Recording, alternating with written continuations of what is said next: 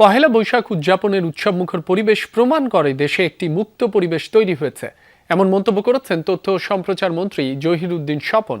ডিআরইউতে আয়োজিত শোভাযাত্রা সহ দিনব্যাপী অনুষ্ঠানমালার উদ্বোধনের সময় তিনি এসব কথা বলেন। মন্ত্রী বলেন, জনগণের ভোটে নির্বাচিত সরকার নববর্ষের দিনে কৃষক কার্ড বিতরণের শুভ সূচনা করেছে। প্রধানমন্ত্রী আজ টাঙ্গাইলে কৃষক কার্ড বিতরণ কার্যক্রমের উদ্বোধন করেছেন। মন্ত্রী আরও বলেন, বাংলা নববর্ষ এই অঞ্চলের অনন্য সাংস্কৃতিক ঐতিহ্যের প্রতিফলন। মুঘল আমল থেকেই কৃষকদের ফসল উৎপাদন ও ন্যায্য পাওনা নিশ্চিত করার মাধ্যমে এই ঐতিহ্যের সূচনা হয়েছে।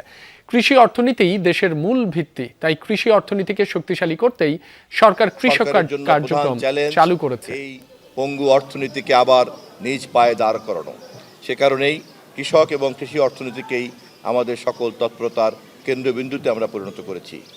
আজকের এই পহেলা বৈশাখকে সরকার বেছে নিয়েছে সেই গুরুত্ব বিবেচনায় কৃষক কার্ড বন্টন করার জন্য।